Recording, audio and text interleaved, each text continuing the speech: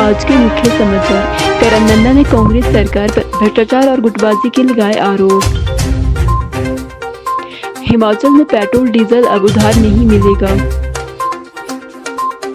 IGMC cancer ward में मैत्री संस्था ने मनाया अंतर्राष्ट्रीय महिला दिवस। टीबी के बढ़ते मामले चिंता का विषय, शिव प्रताप शुक्ल। 11 से 13 मार्च तक हिमाचल प्रदेश में बारिश बर्फबारी के आसार। महिला दिवस पर बेटियों की सुरक्षा और सम्मान का संदेश। एसपीओ में बेटियां फाउंडेशन का महिला दिवस समारोह। गर्मी बढ़ती ही जूस की दुकानों पर रौनक। अब समाचार विस्तार से।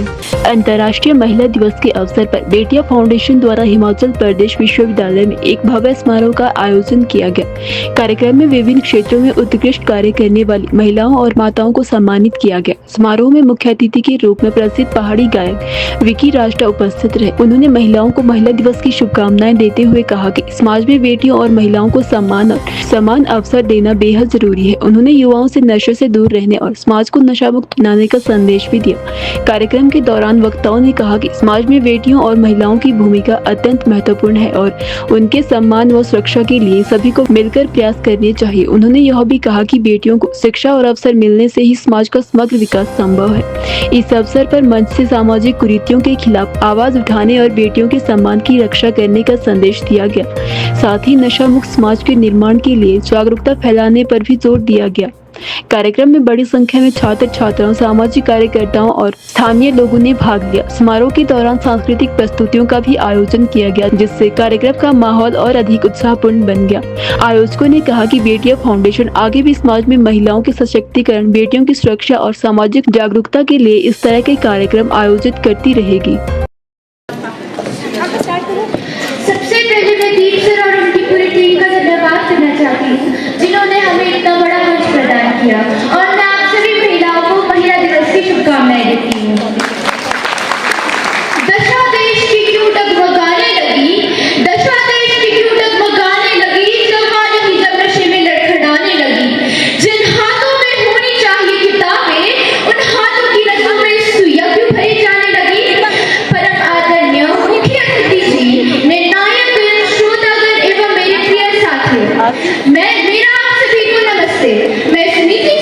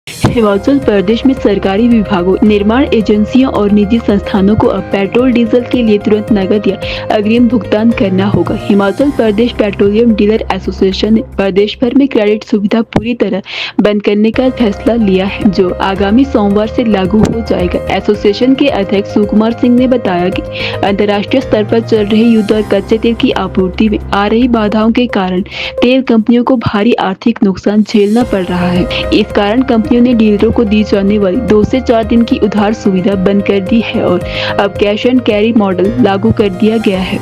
उन्होंने बताया कि पहले तेल कंपनियां डीलरों को सीमित अवधि के लिए क्रेडिट पर ईंधन उपलब्ध कराती थी, लेकिन समय पर भुगतान न मिलने और बढ़ते घाटे के चलते कंपनियों ने यह व्यवस्था समाप्त कर दी है। अब डीलरों को भी तेल का स्टॉक उठाने के लिए तुरंत या अग्रिम भुगतान करना पड़ रहा है। इसी वजह से डीलरों ने भी सरकारी विभागों, निर्माण कंपनियों और अन्य संस्थानों को आगे से उधार पर पेट्रोल डीजल न देने का निर्णय लिया है। एसोसिएशन का कहना है कि वैश्विक स्तर पर सप्लाई चेन में बाधाओं और कच्चे तेल की उपलब्धता में कमी के कारण प्रदेश में ईंधन आपूर्ति प्रभावित होने की आशंका है। यदि विभागों और संस्थानों ने समय रहते नगद भुगतान की व्यवस्था नहीं की गई तो विकास कार्य प्रभावित हो सकते हैं। डीलर एसोसिएशन के अनुसार सड़क निर्माण, जल शक्ति विभाग की परियोजनाएं, परिवहन सेवाएं और अन्य सरकारी कार्यों पर इसका सीधा असर पड़ सकता है। कई निर्माण कंपनियां और ठेकेदार अब तक उधार पर ईंधन लेकर अपने कामकाज चलाते रहे हैं, लेकिन नई व्यवस्था के बाद उन्हें तुरंत भुगतान करना होगा। विशेषज्ञों का मानना है कि नगद भुगतान की अनिवार्यता से प्रदेश के छोटे व्यवसाय, ट्रांसपोर्ट ऑपरेटरों और निर्माण क्षेत्र पर दबाव बढ़ सकता है।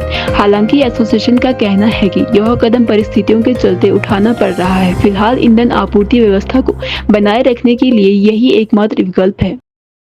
अंतर्राष्ट्रीय महिला दिवस के अवसर पर मैत्री संस्था द्वारा इंदिरा गांधी मेडिकल कॉलेज शिमला के कैंसर वार्ड में संयुक्त सेवा कार्यक्रम आयोजित किया गया। कार्यक्रम के दौरान सेवा, सहयोग और पर्यावरण संरक्षण से जुड़े कई सामाजिक कार्य किए गए। कार्यक्रम के अंतर्गत मैत्री आभार पहल के तहत कैंसर वार्ड में कार्यरत नर्सिंग स्टाफ की 10 महिलाओं को उनकी समर्पित सेवाओं और उत्कृष्ट कार्य के लिए सम्मानित किया गया। संस्था की ओर से इन्हें इलेक्ट्रिक कैटल, पौधे और स्मृति चिन्ह भेंट किए गए। मैत्री सहयोग कार्यक्रम के तहत ब्लड कैंसर से पीड़ित श्रीमती संगीता को संस्था द्वारा अडॉप्ट करने का निर्णय लिया गया। संस्था उनके उपचार, दवाइयों और देखभाल में सहयोग प्रदान करेगी। इसके साथ ही ग्रीन सीन शिमला अभियान के अंतर्गत टूटीकंडी और आईजीएमसी कैंसर वार्ड के बाहर अडॉप्ट किए गए क्षेत्र में पर्यावरण संरक्षण का संदेश देते हुए पौधों का वितरण भी किया गया। इस अवसर पर कार्यक्रम में उपस्थित डॉक्टरों को भी टोपी, पौधे और स्मृति चिन्ह देकर सम्मानित किया गया। कार्यक्रम के दौरान ममता गोयल ने कहा कि संस्था समाज सेवा, पर्यावरण संरक्षण और जरूरतमंदों की सहायता के लिए लगातार कार्य करती रहेगी। नमस्कार, मैं मैत्री संस्था की वाइस प्रेसिडेंट निशी सूद हूँ। आज जैसे सभी को मालूम है कि अंतर्राष्ट्रीय महिला दिवस है, उसी के उपलक्ष्य में हमारी मैत्री संस्था की सभी महिलाएं हम इकट्ठे होकर आज यहाँ पर कैंसर वार्ड में महिला दिवस मनाने के लिए आए हैं। ऐसे है कि ये जितने भी जो नर्सिंग स्टाफ है, हेल्पर्स हैं, सिक्योरिटी गार्ड हैं, ये हमारी हर टाइम दिन रात मेहनत करते रहते हैं, हम भी देखते हैं। तो हमारे दिल में यही है, महिला दिवस के दिन आज जो है इससे अच्छा अवसर इनको सम्मानित करने का फिर नहीं मिलेगा। तो हमारी संस्था ने जो है इनको आज मोमेंटोज देके और प्लांट्स देके इनको सम्मानित किया है और कुछ गिफ्ट भी दिए हैं। तो आज हमारी संस्था ने जो है एक बंजार से कुल्लू के रहने वाली है, तो संगीता, उसको हमने अडॉप्ट किया है क्योंकि डॉक्टर मनीष का हमें फ़ोन आया था कि यहाँ पर एक पेशेंट है जो कि थोड़ी आर्थिक स्थिति उनकी कमज़ोर है, वो पूरा अपना खर्चा नहीं उठा सकते हैं, कुछ टेस्ट महंगे हैं, दवाइयाँ महंगी हैं। तो आपकी संस्था इस तरह के कार्यक्रम करती रहती है, ऐसे सहयोग करती रहती है, तो आप आके उनसे मिलो। अगर आप उनकी कुछ हेल्प करना चाहते हैं तो आप आएँ। फिर हम उनसे मिले थे, आज हमने उनको अडॉप्ट भी किया है। और इससे पहले भी एक यहाँ पे एक पेशेंट थी, रोशनी देवी जी, उनको भी हमने अडॉप्ट किया था। उनका 6 महीने का इलाज चला था, उनको भी ब्लड कैंसर था।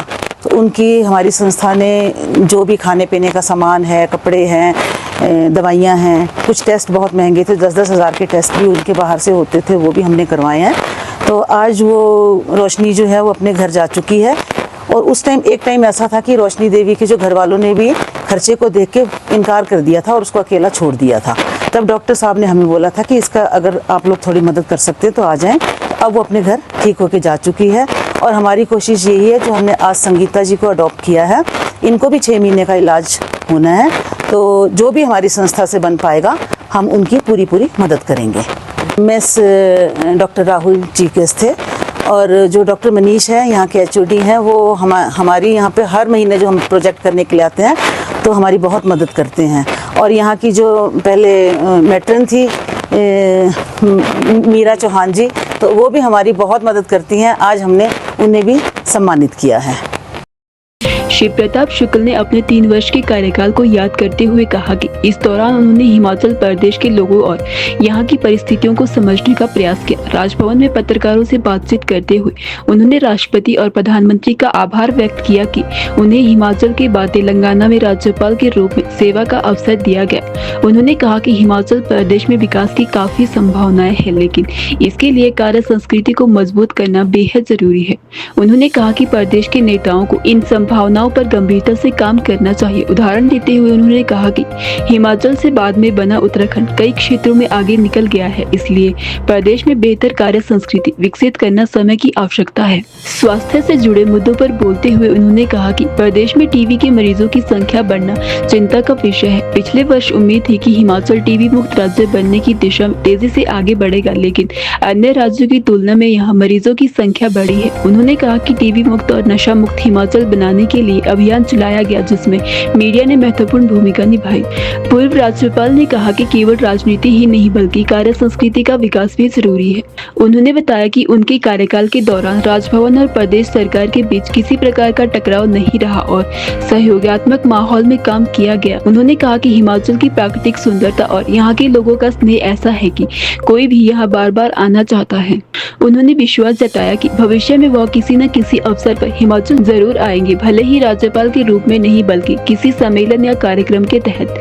इस दौरान उन्होंने प्रदेश सरकार, मीडिया और जनता के सहयोग के लिए आभार भी व्यक्त किया। आदरणीय राष्ट्रपति जी और आदरणीय प्रधानमंत्री जी को इस बात के लिए धन्यवाद देना चाहूँगा कि उन्होंने हिमाचल प्रदेश के बाद एक दूसरे प्रदेश में काम करने का मुझे अवसर दिया है। दोनों प्रदेशों की संस्कृति बिल्कुल अलग है। एक ठंड प्रदेश और दूसरा समशीतोष्ण प्रदेश। तो वहाँ जाकर के कार्य करने का जो एक अवसर मिला है उसके लिए मैंने धन्यवाद उन दोनों लोगों को दिया है। दूसरा धन्यवाद मैं प्रेस को देना चाहूँगा, जिन्होंने मेरे नशा मुक्त हिमाचल के अभियान को गति देने में अपना महत्वपूर्ण योगदान दिया है। हिमाचल प्रदेश एक शांत प्रदेश है। पिछले 3 वर्षों में मैंने अधिकांश तौर पर लोगों को समझने का प्रयत्न किया और मैंने ये पाया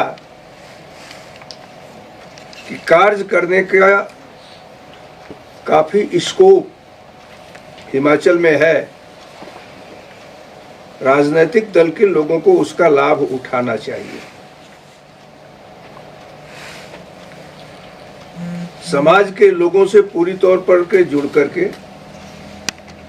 अब हिमाचल में कार्य के विस्तार को गति देनी चाहिए।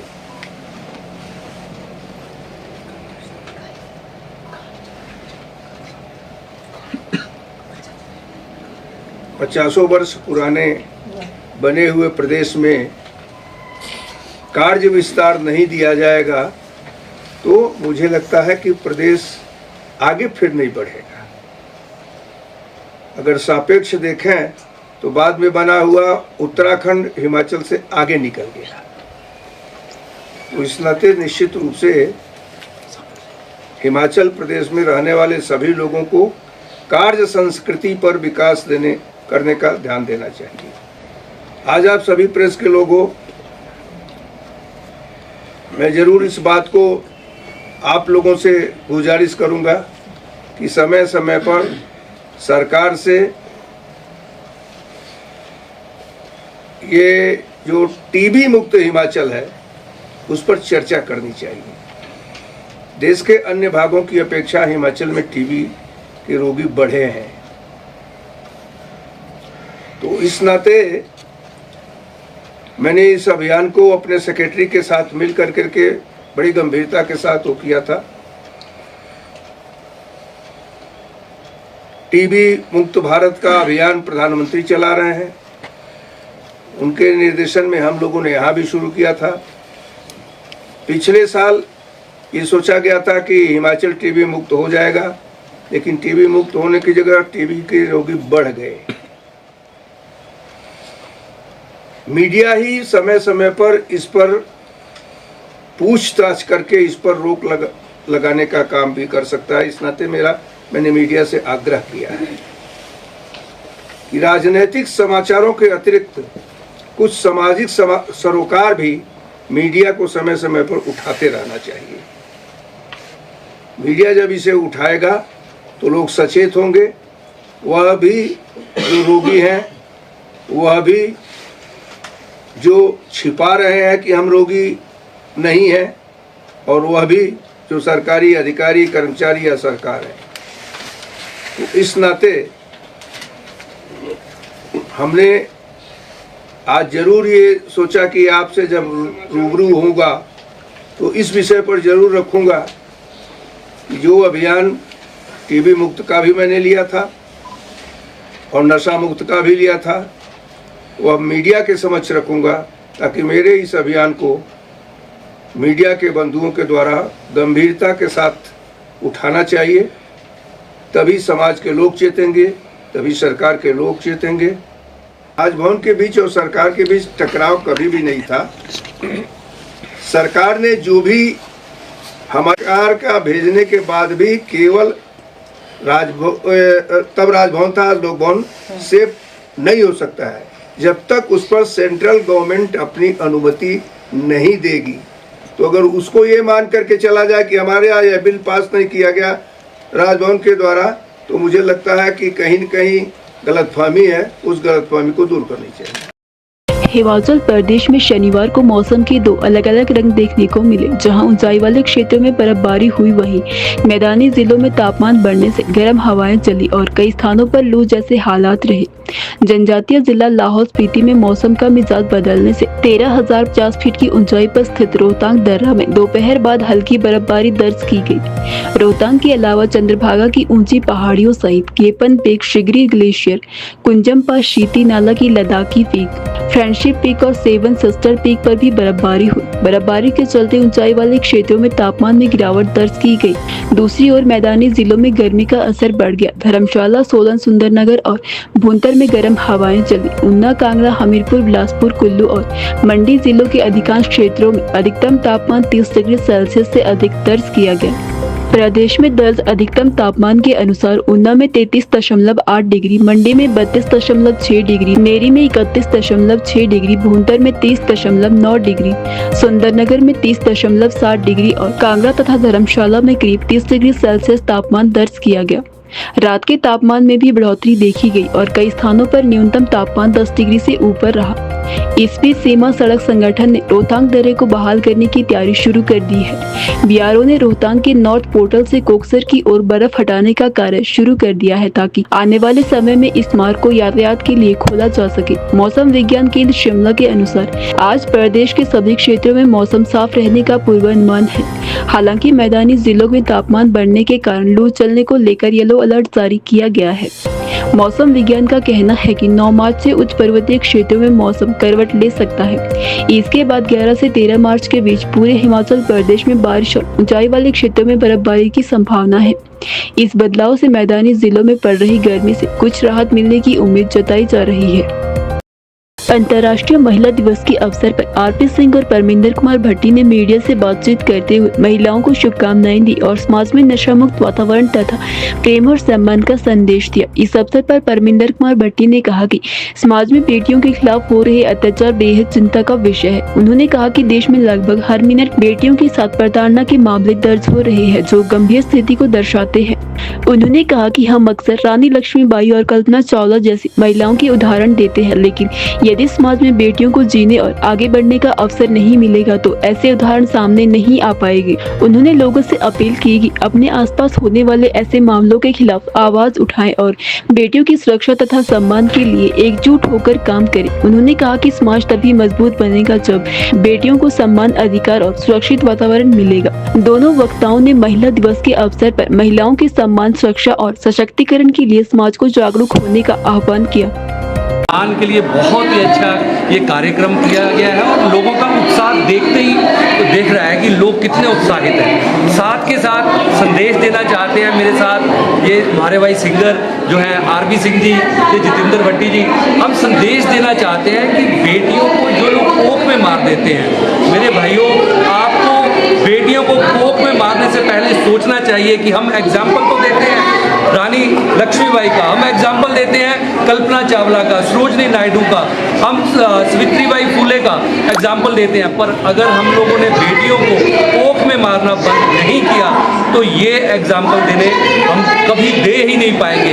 तो सबसे पहले आवाज़ उठाइए अपने आसपास उन लोगों के खिलाफ जो बेटियों को कोख में मार रहे हैं। और सबसे बड़ी जो दरिंदगी हो रही है, जहां हमारे हिंदुस्तान में हर एक मिनट, हर कुछ मिनट बाद रेप के केसेस दर्ज हो रहे हैं, बहुत ही चिंताजनक जो विषय है। हम सबको इकट्ठा होकर इसके खिलाफ एकजुट होना पड़ेगा, तो सामाजिक त्रुटियां ये दूर हो सकती हैं। मैं आरबी सिंह चंडीगढ़ से हूँ। मेरे साथ परविंदर भट्टी जी हैं जो कि सीनियर सोशल एक्सिबिट हैं, हमारे साथ भाई हैं अपने। सो सबसे बड़ा मैसेज ही यही है कि आज वुमेंस डे पे जितनी भी हमारी बहन बेटियां, माओं को सम्मानित किया जा रहा है बेटिया फाउंडेशन की तरफ से, उनको तहे दिल से बहुत बहुत धन्यवाद है। क्योंकि बेटियों को जितना हम अधिकार प्राप्त करवाएंगे, जितना हम उनको ऊंचाई पे लेके जाएंगे, हमारे देश में उतना ही ज़्यादा गर्व आए। सो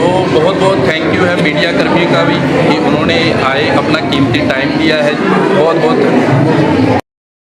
अंतर्राष्ट्रीय महिला दिवस के अवसर पर बेटिया फाउंडेशन द्वारा हिमाचल प्रदेश विश्वविद्यालय में एक भव्य समारोह का आयोजन किया गया। कार्यक्रम में विभिन्न क्षेत्रों में उत्कृष्ट कार्य करने वाली महिलाओं और माताओं को सम्मानित किया गया। समारोह में मुख्य अतिथि के रूप में प्रसिद्ध पहाड़ी गायक विकी राष्ट्र उपस्थित रहे। उन्होंने महिलाओं को महिला दिवस की शुभकामनाएं देते हुए कहा कि समाज में बेटियों और महिलाओं को सम्मान और समान अवसर देना बेहद जरूरी है। उन्होंने युवाओं से नशे से दूर रहने और समाज को नशा मुक्त बनाने का संदेश भी दिया। कार्यक्रम के दौरान वक्ताओं ने कहा कि समाज में बेटियों और महिलाओं की भूमिका अत्यंत महत्वपूर्ण है और उनके सम्मान व सुरक्षा के लिए सभी को मिलकर प्रयास करने चाहिए। उन्होंने यह भी कहा कि बेटियों को शिक्षा और अवसर मिलने से ही समाज का समग्र विकास संभव है। इस अवसर पर मंच से सामाजिक कुरीतियों के खिलाफ आवाज उठाने और बेटियों के सम्मान की रक्षा करने का संदेश दिया गया। साथ ही नशा मुक्त समाज के निर्माण के लिए जागरूकता फैलाने पर भी जोर दिया गया।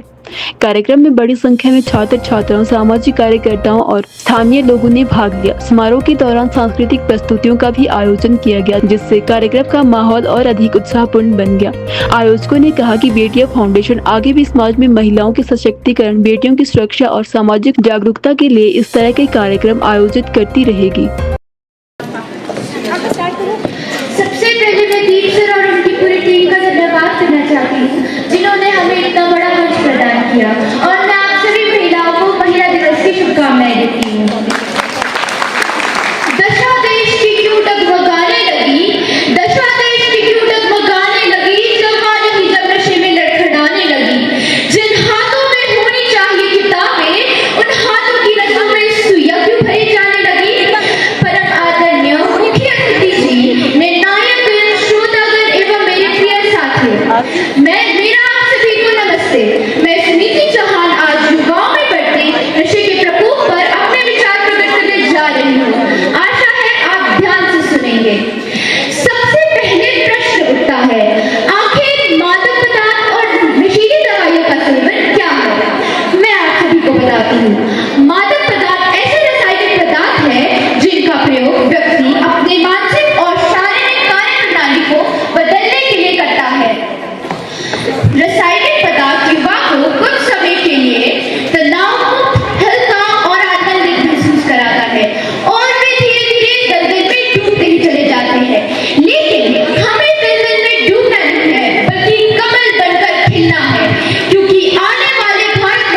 भविष्य हम युवाओं से ही है। महसूस कीजिए यहाँ की आबोहवा कितनी खूबसूरत है। मेरे भाइयों, रखिए ख्याल अपना, देश को आपकी जरूरत है। हमारे समाज में नशे की समस्या दिन प्रतिदिन बढ़ती ही जा रही है। हमारा समाज भी इन सब चीजों के लिए कम जिम्मेदार नहीं है, जहां हर कोई नशे करने वाले से मुंह मोड़ लेता है, यह सोचकर कि ये हमारा बच्चा नहीं है, क्योंकि हमारे आसपास नशे की बिक्री जो हो रही है। लेकिन आप तब तक खामोश है जब तक आपका अपना बच्चा नशे की चपेट में ना आ जाए, जबकि आपको पता है नशे की चपेट में आए बच्चे की हालत एक खूंटे में बंधी गाय के बराबर होती है, जो बेचारी चाहकर भी अपनी मर्जी से उस खूंटे से नहीं छूट पाती है।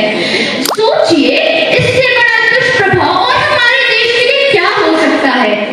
मैं सुनीति चौहान आज यहाँ पर बैठी जनता और युवाओं से एक प्रश्न पूछना चाहती हूँ। अगर नशा करके मंदिर नहीं जा सकते, मस्जिद नहीं जा सकते, गुरुद्वारे नहीं जा सकते, चर्च नहीं जा सकते, तो घर कैसे जा सकते हैं? बोलिए। अरे घर भी तो एक मंदिर के समान होता है, जहाँ जन्म देने वाली माता होती है, प्यार करने वाली बहन होती है, सम्मान देने वाली पत्नी होती है, साथ देने वाला भाई होता है और सहारा देने वाला पिता होता है। अगर आपको नशा करना ही है तो कामयाबी का नशा कीजिए, अपने माता पिता की सेवा का नशा कीजिए। यही नशा आपको परम आनंद देने वाला नशा है। अंत में मैं आपसे बस इतना ही कहना चाहूंगी, अपने परिवार के स्वस्थ और उज्जवल भविष्य के लिए नशा करना छोड़ दें। आओ मिलकर कसम खाए, आओ मिलकर कसम खाए, अब चाहे कुछ भी हो जाए, अपने देश को बचाना है, नशा मुक्त बनाना है। बस यही लक्ष्य है मेरा, नशे को दूर भगाना है, नशे को दूर भगाना है। धन्यवाद। गर्मियों की शुरुआत के साथ ही शहर में जूस की दुकानों पर रौनक बढ़ने लगी है। बढ़ते तापमान के बीच लोग गर्मी से राहत पाने के लिए ठंडे और ताजे फलों के जूस का सहारा ले रहे हैं। शहर के विभिन्न बाजारों और प्रमुख स्थानों पर स्थित जूस स्टॉलों पर सुबह से ही लोगों की भीड़ देखने को मिल रही है। दुकानदारों के अनुसार पिछले कुछ दिनों में तापमान बढ़ने के साथ जूस की मांग में काफी इजाफा हुआ है। लोग खासतौर पर संतरा, अनार, मौसमी तरबूज और मिक्स फ्रूट जूस को ज्यादा पसंद कर रहे हैं। इसके अलावा कुछ दुकानों पर गन्ने का जूस और विशेष फलों के मिश्रण से बने जूस भी ग्राहकों को आकर्षित कर रहे हैं। जूस विक्रेताओं का कहना है कि ताजे फलों से तैयार किया गया जूस लोगों को तुरंत ऊर्जा और ताजगी देता है, इसलिए गर्मियों के मौसम में इसकी मांग तेजी से बढ़ जाती है। फिलहाल एक गिलास रेगुलर जूस की कीमत करीब 50 रुपए से शुरू हो रही है, जबकि कुछ खास फलों के जूस की कीमत इससे अधिक भी है। इसके बावजूद लोग स्वास्थ्य को ध्यान में रखते हुए ताजे जूस को प्राथमिकता दे रही है। दुकानदारों का कहना है कि दोपहर के समय ग्राहकों की संख्या और अधिक बढ़ जाती है, क्योंकि उस समय गर्मी ज्यादा महसूस होती है। कई लोग बाजार में खरीदारी के दौरान जूस पीकर खुद को तरोताजा करते नजर आते हैं। ग्राहकों का भी कहना है कि गर्मी के मौसम में ठंडे पेय पदार्थों की बजाय ताजे फलों का जूस पीना ज्यादा फायदेमंद होता है। इससे शरीर को पोषण मिलता है और गर्मी से राहत भी मिलती है। जूस विक्रेताओं का मानना है कि आने वाले दिनों में तापमान और बढ़ने के साथ जूस की बिक्री में और तेजी आएगी। गर्मियों के पूरे सीजन में जूस की दुकानों पर इसी तरह रौनक बनी रहने की उम्मीद है। मैम मैं सेल्फ अमित सागर 12 महीने पीता हूँ ठाकुर साहब के पास आके जूस, क्योंकि हैंड ग्राइंडिंग जूस है। देखिए आप कैमरा घुमाइए जरा इधर, खुद हैंड ग्राइंडिंग जूस है ये इसमें कोई इलेक्ट्रॉनिक नहीं, इलेक्ट्रॉनिक उससे निकाला है। और ठाकुर साहब देखो सामने, सभी के सामने छील लेंगे। जो मौसमी डुनवानी मौसमी, अगर संतरा तो संतरा, मैं तो बोलता शिमला का ऑल वेज जूस यही मिलता है। ठाकुर साहब के पास आए जूस पीने, फ्रेश जूस मिलेगा। देखिए सामने छीलेंगे। मैं ये चाहता हूँ कि अगर जूस पीना तो ठाकुर साहब के पास आके पियो। मेरा नाम है हुसैन, फ्रूट ऑरेंज। मैं ज़्यादातर मतलब मिक्स फ्रूट ही है, मतलब किन्नू हो गया, ऑरेंज हो गया, पाइनएप्पल हो गया। Ma'am 50 and 80 regular glass. There are 3 sizes, small, medium, large. It's go up to 80, 100, 50। गर्मी है तो अब मैंगो शेक वगैरह भी हो जाएगा।